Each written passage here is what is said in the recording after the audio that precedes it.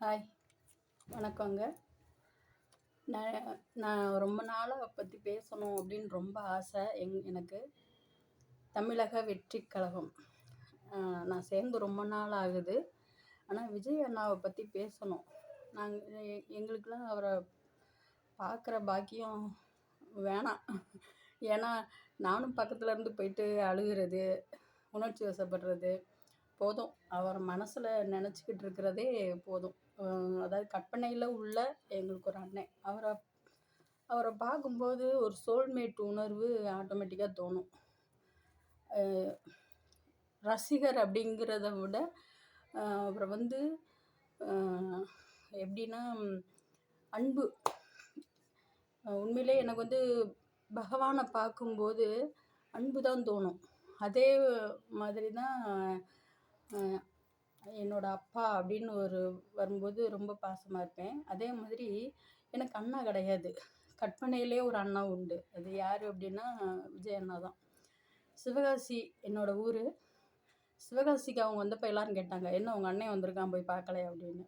எனக்கு நேரில் பார்க்குற ஆசையெல்லாம் கிடையாது, தூரத்துலேயே அவரை பார்த்துட்ருக்கணும் அப்படிங்கிறது தான். கடவுளையும் நேரில் பார்க்குற ஆசை கிடையாது, தூரத்துலேயே பகவானே அப்படின்னு நினச்சிக்கிட்டு இருக்கோம் பார்த்திங்களா. அது மாதிரி தான். அந்த நேரம் 95 அந்த நேரம்லாம் பார்த்திங்கன்னா எந்த புக்கில் வந்தாலும் கட் பண்ணி எடுத்து வச்சுக்கிடுவோம். எங்கள் அப்பா குப்பை மாதிரி போட்டு எரிப்பாங்க.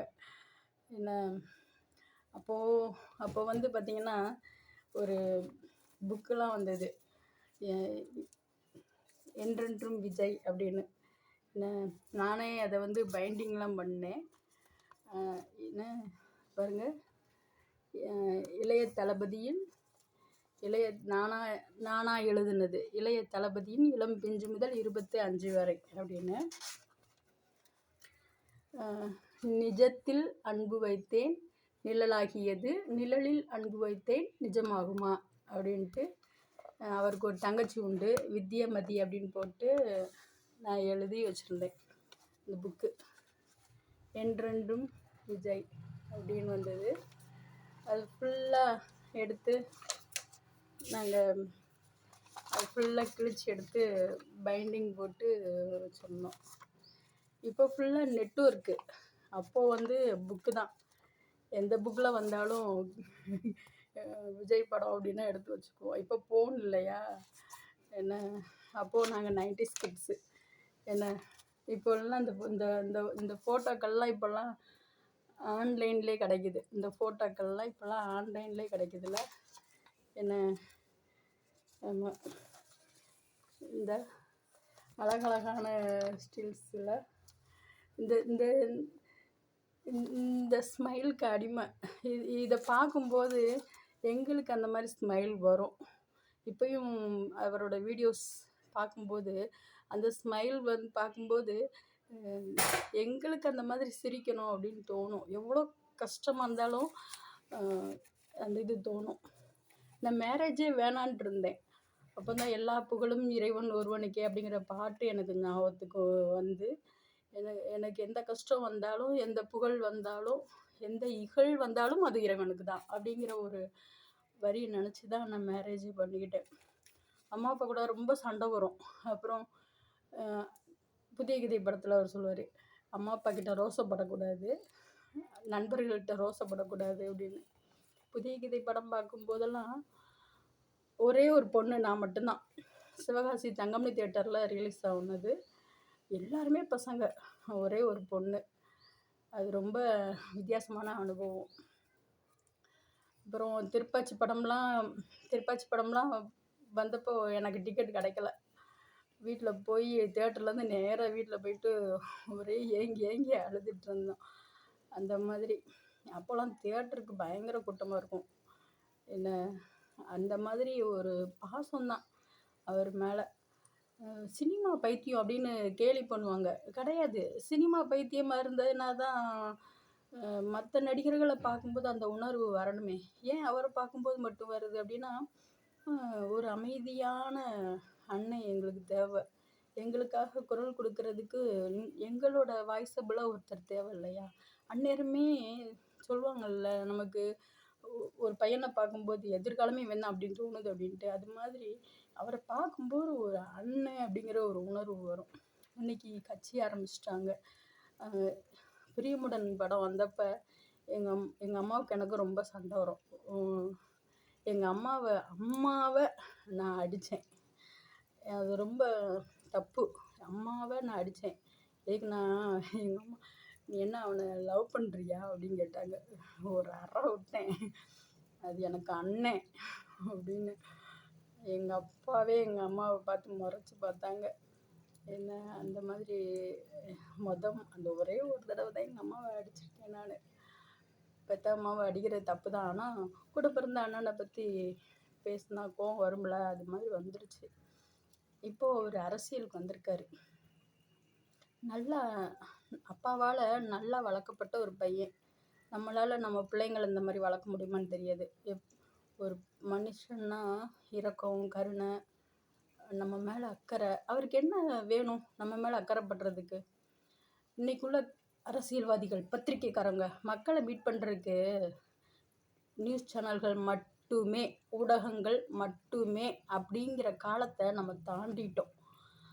அதுக்காக சும்மா பத்திரிகையாளர்களை ஏன் சந்திக்கல? உங்களை ஏன் சந்திக்கணும்? உங்களுக்கு ஏன் பதில் சொல்லணும்? மக்களுக்கு தான் பதில் சொல்லணும். பத்திரிகையாளரை ஏன் சந்திக்கல? பத்திரிகையாளரை ஏன் நீங்களே பத்திரிகையாளருங்கிற தர்மத்திலேருந்து மீறிட்டீங்க. அப்புறம் உங்களை ஏன் அவர் சந்திக்கணும்? பத்திரிகையாளரை சந்தித்து நான் தான் விஜய்ங்க, என் பேர் உண்மையான பேர் நான் கிறிஸ்டியனுங்க, ஜோசப் விஜய்ங்கிற வாக்குமூலம் எதுக்கு கொடுக்கணும்? மக்கள் எல்லாத்துக்குமே தெரியும் அவர் தான் விஜய், அவர் பேர் உண்மையிலே ஜோசப் விஜய் என்ன அப்படிங்கிறது. இப்போ ஊடகங்கள் எத்தனை சேனல்கள் பொதுமக்கள்கிட்ட போகிறதுக்கு. அப்புறம் ஏன் சும்மா பத்திரிகையாளர் சந்திப்புன்னு லூஸ் கணக்காக பேசிகிட்டு இருக்கீங்க? இதை பார்த்தா ஜெயலலிதா காலத்தில் கேட்டுக்கிட்டு இருக்க கேள்வி என்ன, லூஸ் தனமாக கேள்வி கேட்காதீங்க பத்திரிகையாளர் சந்திப்பு அப்படிங்கிற பேரில். ஏன்னா நீங்கள் ஏற்கனவே ஒன்று அப்படின்னா அதை 4 விதமாக கேள்வி கேட்பீங்க. கேட்ட கேள்வியவே வித்தியாசமாக கேட்பீங்க. சரியா? அதனால் பத்திரிகையாளர் சந்திப்பு அப்படின்னு முட்டாள்தனமாக கேட்காதீங்க. பத்திரிகையாளர் சந்திப்பே உங்களோட நியூஸ் சேனலில் பார்த்து மக்கள் உண்மையை தெரிஞ்சுக்கிறதுக்கு தான். அவரை பற்றின தெளிவு தான் மக்கள்கிட்ட இருக்கே. அப்புறம் ஏன் உங்களை சந்திக்கணும் அப்படிங்கிறது புரியல. அப்புறம் இன்னொன்று, அவர் வேகமாக வளர்றாரு அப்படின்னு சொல்கிறாங்க. கிடையாது, ஏற்கனவே ஆல்ரெடியாக வளர்ந்துட்டார் அவர். எங்கள் எல்லார் மனசுலையும் நல்லா அன்பான அண்ணனா, ஒவ்வொரு வீட்டுக்கும் சில பேருக்கு அம்மாமார்களுக்கு மகனா அப்படிலாம் இருக்கிறாரு. அதுதான் சில அரசியல்வாதிகளுக்கு பொறுத்துக்கவே முடியல. முதல்ல அரசியல் அப்படிங்கிறதே என்ன நினச்சிட்டு இருக்காங்கன்னா, மேடை போட்டு ஏ அவனே ஏ இவனே அப்படின்னு கத்துறது தான் அரசியல்னு நினச்சிட்டு இருக்காங்க. அந்த அரசியலையே உடைச்சிட்டாரு ஃபஸ்ட்டு விஜய். அரசியல் அப்படிங்கிறதே மக்களுக்காக சேவை செய்கிற ஒரு அதிகாரப்பூர்வமான இடம்தான் அரசியல். சரியா? அரசியல் அப்படின்னா மற்ற அரசியல் கட்சிக்காரங்கள மாதிரி மைக்கை பிடிச்சிட்டு பதிலுக்கு பதில் பேசுகிறதே கிடையாது. அவர் வந்திருக்கிறது மக்கள் சேவை செய்கிறதுக்கு. மக்கள் சேவை செய்ய வந்தாருன்னா மக்களை தான் பார்க்க முடியும். சரியா? மக்கள் சேவை செய்ய வந்திருக்காரு, அதுக்கு மக்களை தான் பார்க்க முடியும். மக்களுக்கு அவரை பற்றி நல்லாவே தெரியும். சரியா? நாங்கள் முந்தியெல்லாம் வெளியில் ரோட்டில் கட்டில் போட்டு படுத்து தூங்குவாங்க.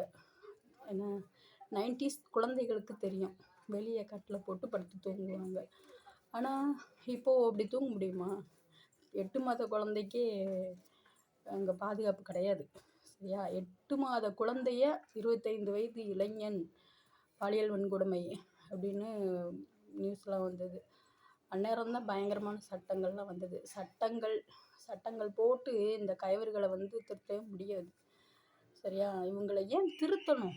முதல்ல இளைஞர்களுக்கு கவுன்சிலிங் தேவை. ஒரு தாய் போயிட்டு என் மகனோட நடவடிக்கை சரியில்லை அப்படின்னு போய் போலீஸ்லேயே கம்ப்ளைண்ட் பண்ணலாம். அவனை திருத்துறதுக்கு ஏதாவது எனக்கு வழி தெரியல அப்படின்னு கூட கம்ப்ளைண்ட் பண்ணலாம். அந்த நடவடிக்கைகள் அண்ணனோட அரசியலில் கொண்டு வரணும் அப்படிங்கிறது என்னோட ஆசை.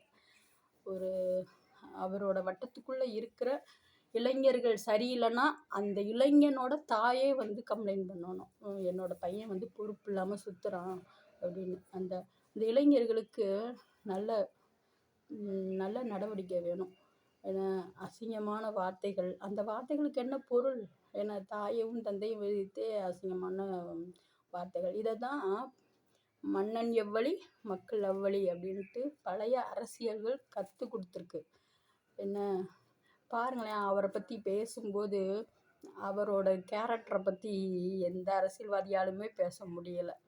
ஏன்னா எம்ஜிஆருக்கு ஜெயலலிதா, அது விஜய்க்கு த்ரிஷா அப்படின்னாங்க. அப்போது நீங்கள் எம்ஜிஆரை திட்டுறீங்களா விஜயை திட்டுறீங்களான்னு தெரியலை. அப்போது இளைய காமராஜரையும் சொன்னோடனேவும் காமராஜருக்கு சொந்தக்காரவங்கெல்லாம் சண்டைக்கு வந்துட்டாங்க. கடவுளுக்கு எப்படி என்ன உருவம், கடவுள்னா என்ன என்ன அடையாளம் அப்படின்னா, நீ கலங்கி நிற்கும்போது நீ கவலைப்படாத, நல்லவன் வாழுவான், கெட்டவன் வந்து என்னைக்காவது கண்டிப்பாக தோற்று போயிடுவான், அந்த அந்த நல்லவனுக்கு வந்து பகவான் பார்த்துக்குவாரு அப்படின்னு எங்கள் குழந்தைங்களுக்கு நாங்கள் சொல்லித்தரோம். எங்களுக்கு எங்கள் அம்மா சொல்லி கொடுத்தாங்க. கடவுளை நாங்கள் பார்த்தே கிடையாது, கடவுளுக்கு இதுதான் குணாதிசயம் அப்படின்னு சொல்லி கொடுத்துருக்காங்க. அதே மாதிரி பாரதியார் புரட்சிகரமாக கவிதை எழுதினவர் அப்படின்னு சொல்லி கொடுத்துருக்காங்க.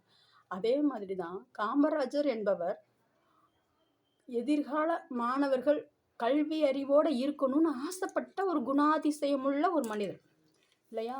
அப்போது உங்களோட கிளப்லையே இந்த நான் காமராஜர் அப்படின்னு வச்சுட்டு அந்த கேஸ்ட் உள்ள அந்த கிளப்லையே யாராவது ஒருத்தர் நல்ல கல்வி அறிவு இதெல்லாம் சொல்லி கொடுப்பார் இல்லையா, உதவி செய்வார். அவரை ஒரே ஒரு தடவை கூட அந்த கிளப்பு மன்றத்தில் வச்சு காமராஜர் வழி வந்த ஐயா கல்வி அறிவை போதிக்கிறார் அப்படின்னு சொல்லி புகழ்ந்துருப்பீங்க தானே. அதில் எங்கள் அண்ணன் என்ன குறைஞ்சி போயிட்டாரு, அவர் மேலே கேஸ் போடுறீங்க. இளைய காமராஜரே அவரை சொல்லலை, அவரை திட்டுனாலும் பேசாமல் இருக்காரு, அவரை புகழ்ந்தாலும் பேசாமல் இருக்காரு. என்ன தன்னோட சரீர வலி கால் வலியை கூட பொறுத்துட்டு அவ்வளோ நேரம் நிற்கிறாரு. மாணவர்கள் அவரோட கஷ்டத்துக்கு கை கொடுக்க வந்த மாணவர்கள் அம்மா அப்பாவை விஜய் பக்கத்தில் நிற்க வச்சுருக்காங்க. அந்த மாணவர்களோட அம்மா அப்பா இருக்காங்க பார்த்தீங்களா, அவங்களாம் என்ன மாதிரி விஜய் ரசிகராக இருப்பாங்க. இப்போ போய் மீட் பண்ணுறாங்க. என்ன எனக்கு என்ன தோணுதுன்னா, அழகாக எரிஞ்சிக்கிட்டு இருக்கிற ஒரு தீபத்தில் வந்து மடிந்து விழும் விட்டில் பூச்சிகள் தான் அவரை எதிர்த்து குரல் கொடுப்பாங்க. அதுதான் என்னால் சொல்ல முடியும். இன்னும் எத்தனை விட்டில் பூச்சிகள் வந்து விழ போகிறாங்கன்னு தெரியல. என்ன ஆனால் எலெக்ஷன் வர்றதுக்கு முன்னாடி இது எல்லாமே அந்த அவங்களுக்கு அந்த மாதிரி எதிர்த்து குரல் கொடுக்கணுங்கிற சிந்தனை யார் கொடுக்குறா?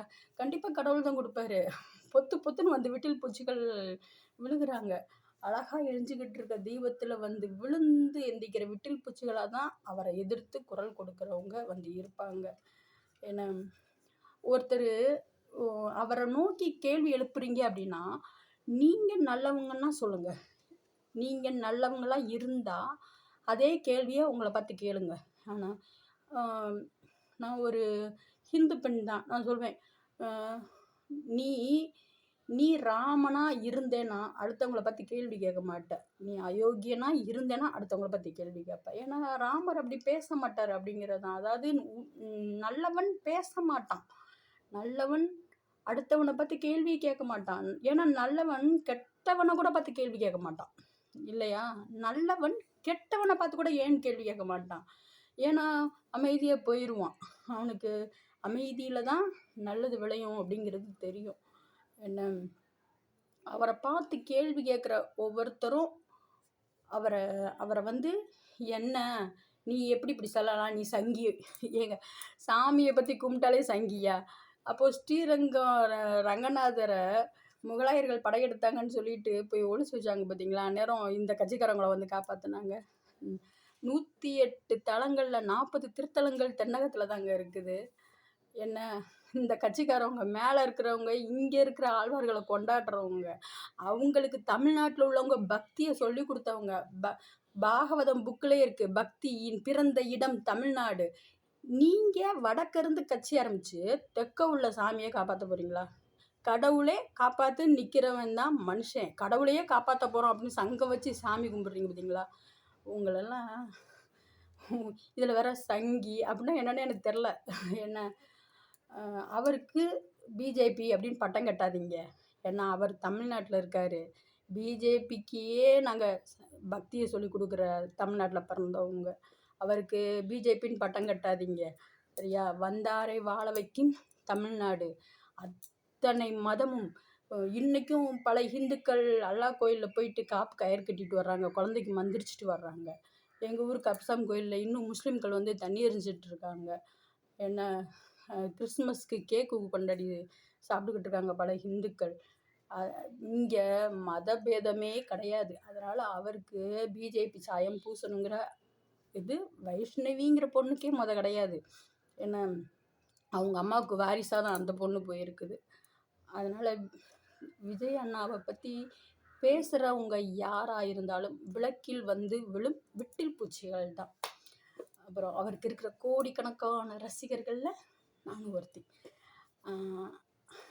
அப்போவே பிரியமுடன் படம் வந்தப்போ அவருக்கு என்ன ஒரு பாலச்சந்தர் சார் சூப்பர் ஸ்டார்னு சொன்னதுக்கு பயங்கர பிரச்சனை வந்தது. இன்றைக்கி இளைய காமராஜர்ன்னு சொன்னதுக்கு பிரச்சனை வந்துருச்சு. அவர் எந்த வரிசையில் போகிறது தெரியாது. இவரை அதாவது திருப்பதி வரிசையில் நிற்கும்போது தள்ளிக்கிட்டே தள்ளிக்கிட்டே போய் முன்னாடி நம்மளை நிற்க வச்சுருவாங்க பாருங்கள். அது மாதிரி அவர் பாட்டுக்கு அவர் வேலையை செஞ்சுட்டு போய்கிட்டே இருக்கார். மக்கள் தள்ளி அவரை கொண்டு போகிறாங்க. எம்ஜிஆருங் அப்படின்னு கொண்டு போனாங்க. இது சூப்பர் ஸ்டாருங்கிற கொண்டு போனாங்க. அடுத்து எம்ஜிஆர் கொண்டு போகிறாங்க. இப்போ காமராஜருங்கிற வரிசைக்கு கொண்டு போயிட்டாங்க. காமராஜரே எம்ஜிஆரை பார்த்து கூத்தாடி அரசியலில் உள்ளது எல்லாத்தையும் பப்பாட்டிகிட்ட தான் கொண்டு போய் கொடுத்தான் அப்படின்னு சொல்லி எம்ஜிஆரை நக்கல் அடித்தவர் தான் காமராஜர். ஆனால் அந்த காமராஜருக்கு தெரியுமா, ஒரு கூத்தாடி தான் வந்து கல்வியை அவர் வழியில் செய்ய போகிறோம் அப்படின்னு தெரிஞ்சிருந்தா காமராஜர் பேசியிருக்க மாட்டார் அந்த வார்த்தையை. ஏன்னா அந்த கூத்தாடி செஞ்சது தான் எம்ஜிஆர் வழியில் எங்கள் அண்ணன் தளபதி செஞ்சிட்ருக்காரு. எனக்கு ரொம்ப சந்தோஷம். என்னால் முடியலை, என்கிட்ட பொருள், நான் பணக்காரியெல்லாம் கிடையாது, என்னால் முடியலை, என்னோடய சோல்மேட் எங்கள் அண்ணன் செஞ்சிட்ருக்காரு. எங்கள் அண்ணனுக்கு ரொம்ப ரொம்ப வாழ்த்துக்கள். அந்நேரம் வந்த புத்தகங்கள் அவருக்கு கல்யாணத்துக்கு வந்தது, அவரோட புத்தகங்கள் கல்யாண சிறப்பு இதெல்லாம் வந்தது, வாங்கி பைண்டிங் போட்டு வச்சுருக்கிறேன். வாழ்த்துக்கள் அண்ணா.